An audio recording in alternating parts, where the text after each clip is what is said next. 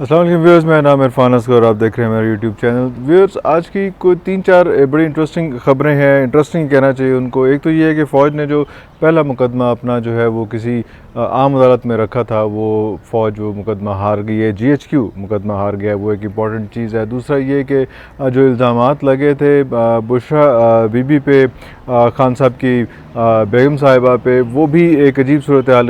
रुख इख्तियार कर गया जिसमें बहुत सुबकी हो रही है बाकी लोगों की। उसके बारे में बात करेंगे। उसके अलावा सबसे अहम चीज़ तो ये थी कि जिस तरह से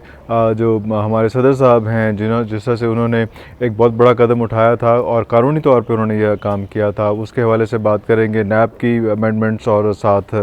जो इलेक्शन की इस्लाहत हैं उसके हवाले से बात करेंगे। मैं सबसे पहले ये नैब की इलेक्शन की इस्लाहत के बारे में बात कर रहे थे। व्यूअर्स, हुआ कुछ इस किस्म का सिलसिला कि ये जब ये गवर्नमेंट आई, इम्पोर्टेड गवर्नमेंट आई, तो उसने सबसे पहले जो है वो महंगाई मंगोई का जो करना था उस पर तो उसका फोकस नहीं था। मेरे ख्याल अभी भी उसका बहुत ज़्यादा उस पर फोकस नहीं है, लेकिन उसका फोकस यही था कि जो मुकदमात हैं, जो चीज़ें हैं, वो सारी चीज़ें जो हैं वो उनको पहले सेटल कर लिया जाए। क्योंकि जिस तरह से उनके अपने ही रहनुमाओं ने बता भी दिया कि हमारा जो मेन फोकस था, हमारा जो खौफ था, हमारे जो हुकूमत में आने का जो एकदम जो है कि प्रेशर पड़ा था कि हम हुकूमत में आ जाएं, वो प्रेशर यही था कि अगर इस साल के आखिर तक इमरान खान की गवर्नमेंट रह जाती है तो कुछ इस किस्म के वामिल होंगे, इस किस्म के लोग आ जाएंगे जो इन सब लोगों को जिसके बाद इन लोगों का बचना थोड़ा सा मुश्किल हो जाएगा। उसमें ऐसे केसेस बन जाएंगे और हो सकता है कि ये हमेशा के लिए जो है वो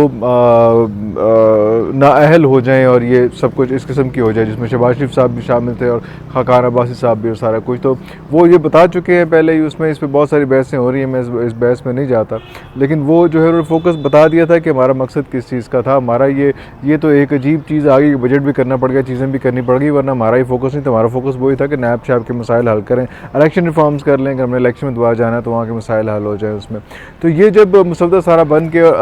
और नैब को पैरालाइज करके उसका डग निकाल के सारा कुछ करके इलेक्शन रिफॉर्म्स में भी जो है वो EVM भी ख़त्म करके और जो उनको जो हमारे लोग हैं बाहर, उनके भी सारा कुछ करने के बाद,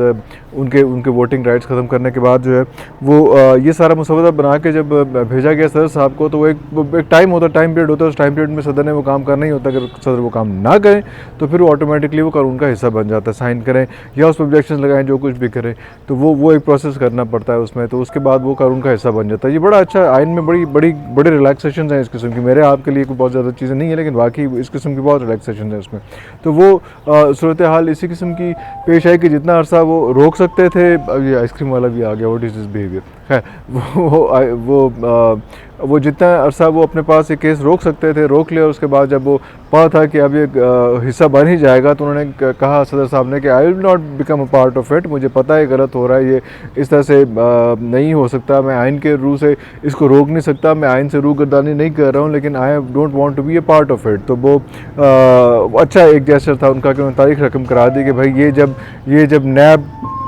नैब सबूताज हुआ या जब इलेक्शन में एक डर्टी रिफॉर्म्स हुई, तो मैं तारीख में लिखवा के जाना चाह रहा हूँ कि मैं आई वॉज नॉट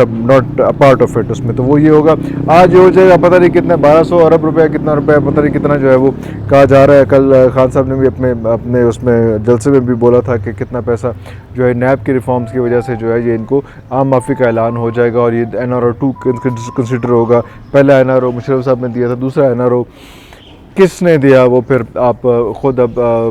समझते बूझते हैं कि न्यूट्रल्स का कितना इसमें कंट्रीब्यूशन था या क्या था, वो क्या कहा जाए उसमें। तो न्यूट्रल बहुत ही एक्सपोज हो गए बेचारे। तो वो उसमें अब न्यूट्रल्स के हवाले से ही जो है वो अगली खबर भी जो है वो यही आ रही है उसमें कि ये फ़र्स्ट टाइम ऐसा हुआ था कि फ़ौज ने GHQ ने अपने लीगल विंग के थ्रू इस्लामाबाद हाई कोर्ट में एक रिक्वेस्ट जमा करवाई थी, एक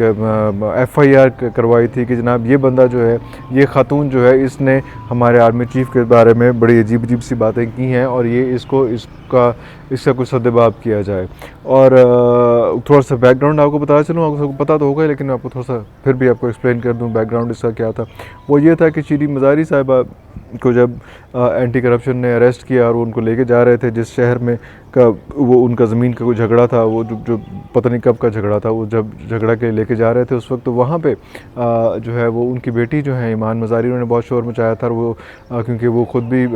लॉयर हैं हाई कोर्ट की, इस्लामाबाद हाई कोर्ट की, तो उन्होंने वहाँ पे काफ़ी शोर मचाया था। और उन्होंने जाते जो है वो कुछ ऐसी बातें करती थी आर्मी चीफ़ के हवाले से जो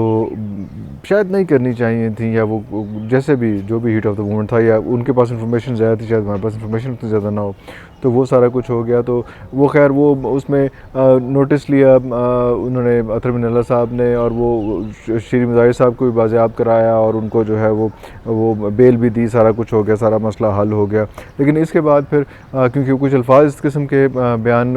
कर रही थी ईमान मज़ारी जाते हुए सुप्रीम कोर्ट के बाहर के, वो कैप्चर हो गए, और हाई कोर्ट के बाहर वो कैप्चर हो गए, और वो फिर चैनल्स ने सोशल मीडिया ने वो चलाए भी, तो वो थोड़ी आगे दी गाल है इसी। तो वो उसमें फिर जो इन्होंने GHQ ने फिर उन पे जो है एक केस बनाया, और लाहौर हाई कोर्ट में वो केस दाखिल हुआ,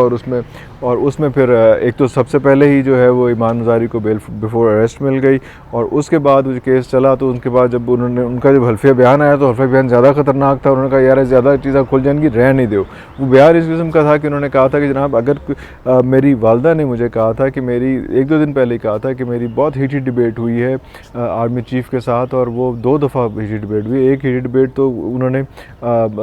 जो साबिर शाकिर साहब हैं उन्होंने रिपोर्ट भी की थी कि I was witness to it, तो वो बहुत अच्छी डिबेट हुई है। तो मैं उसमें अब मुझे डर लग रहा है कोई ना कोई एक्टिविटी होगी, और उसी की फ़ौरी बाद जो है वो ये एक्टिविटी जो है वो अगले दिन ही उनको जो है वो लिफ्ट कर लिया गया। उसमें वो एंटी करप्शन लिफ्ट किया, लेकिन वो इल्ज़ाम जो है वो ज़ाहिर बात है वो उन पे आया। अब ये हीटेड डिबेट का जो पंडोरा बॉक्स बड़ा हैवी किस्म का खुल सकता था, तो वो सिचुएशन ऐसी हुई कि उन्होंने कहा इस बयान के बाद जो है कि उन्होंने कहा कि मैं उस वक्त उससे इतनी घबराई हुई थी, डरी हुई थी, परेशान थी उसमें कि यस मुझे नहीं कहना चाहिए था, लेकिन वो इतना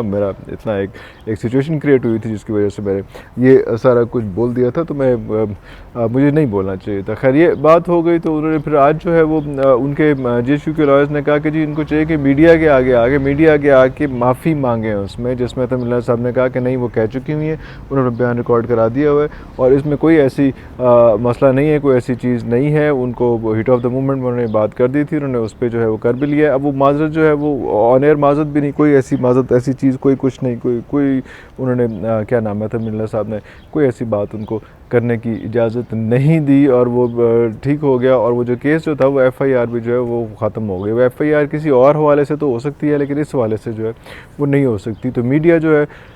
उसको एक और ख़बर मिल जानी थी, उसने शोर मचाना था, लेकिन आपको ये वाली ख़बर जो है ना अभी आपको मेन चैनल्स पे इन चीज़ों पे कोई नहीं आएगी, कोई ऐसी चीज़ आगे तक नहीं जाएगी। लेकिन कोई बात नहीं, इसमें मीडिया की बात हम कर रहे हैं तो एक और बात बता दें कि वो जो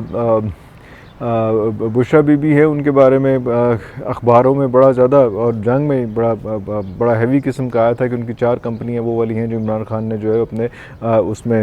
जो इलेक्शन कमीशन को जो है वो जमा जो कराते हैं वो नहीं कराई हुई, और वो बड़ा हैवी बात है, बड़ा शोर मचाया बुशरा बीबी के उसमें, और लोगों ने बहुत शोर मचाया कि देखो जी एक और चीज़ मिल गई। घड़ी के बाद जो है वो गोगी के क्या था गुजर, उसके हवाले से भी बात हुई, तो ये एक और चीज़ मिल गई। लेकिन वो एकदम उनको फिर एहसास हुआ कि ये गलत हो गया है। वही जो फ़राह बीबी थी, फ़राह खान, जो गोगी के नाम से जिनको उन्होंने मशहूर किया हुआ, अपना नाम कहते हैं कि हमारे लोगों का नाम ना बिगाड़ें, हमारे पास अथॉरिटी है कि लोगों का नाम बिगाड़ा जाए। तो वो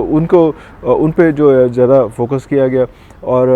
अब पता ये चला है कि जी वो जो इन्होंने शोर मचाया था अखबार में कि वो 4 कंपनियां जो हैं वो बुशरा बीबी की हैं और बुशरा खान की हैं उसमें, तो बुशरा खान वो समझे थे कि वो इमरान खान की वजह से बुशरा खान है। वो पता चला कि वो जो फ़राह खान जो हैं, जो फ़राह गोगी के नाम से मशहूर हैं, उनकी वालदा का नाम भी बुशरा खान है। तो वो बुशरा खान उनकी 4 कंपनियाँ थीं जो उन्होंने इन बुशरा बीबी के ज़िम्मे डाल के जो है करनी थी। तो उन्होंने जो अपने अखबार के फ्रंट पेज पे जो हाइलाइट्स कल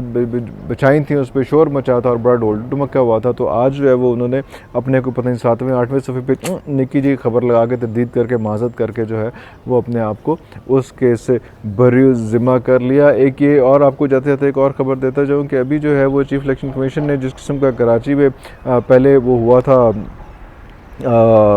240 में जिस मारधाड़ हो गई थी, लड़ाई हो गई थी, और जिस तरह से 1-2 दिन पहले लाहौर में भी जो है, अभी इलेक्शन बाद में ईद के बाद हैं, लेकिन अभी से वहाँ पे गर्मा गर्मी बहुत ज़्यादा है, तो उन्होंने जो है ना वो ख़त लिख दिया है आर्मी चीफ़ को कि भाईजान आगे तुसी संभालो इलेक्शन ज़रा सिक्योरिटी वगैरह के इंतजाम ज़रा आप देख लें, हमसे नहीं हो पाएगा। और किसी को परवाह नहीं है वैसे तो, यहाँ पे कोई ऐसी चीज़ ही नहीं है, मरते हैं अब लोगों ने भी पता नहीं कैसे, बट वो नहीं पेट्रोल से अपने ऊपर आगे लगा के मर जाएँ लोगों ने किस तरह से, किसी को परवाह नहीं, किसी को फ़र्क ही नहीं है। लेकिन मेहरबानी चीफ इलेक्शन कमीशन की कि उन्होंने कह दिया आर्मी चीफ को कि सर ज़रा देख लो ज़रा हालात काबू तो बाहर हो रहे हैं, तो हालात तो काबू से बाहर अभी होंगे। अभी भी जो है वो शोर यही मच रहा है कि कल जो इन्होंने रात को इमरान खान साहब ने what is this behaviour, Imran Khan साहब ने पावर शो जो किया है, तो वो भी सब लोग यही शोर मचा रहे हैं कि जनाब ये पावर शो इतना अच्छा नहीं था, इतना कोई बड़ा नहीं था, इतना कोई कामयाब नहीं था, लेकिन कोई इंटेलिजेंस एजेंसीज़ ने पूरे पाकिस्तान से जो है कोई 30 सफ़ों की रिपोर्ट बना के भेजी है कि बाहर एडा भी हो रहा सी ज़रा थोड़ा कैम हो जाओ, एडा आसान ना लो इन्होंने। तो ये सारा कुछ है अभी तक के लिए। जैसे कोई नई इन्फॉर्मेशन आती जाएगी आपके साथ शेयर करते रहेंगे, तब तक ले इजाज़त दीजिए। अल्लाह हाफ़िज़।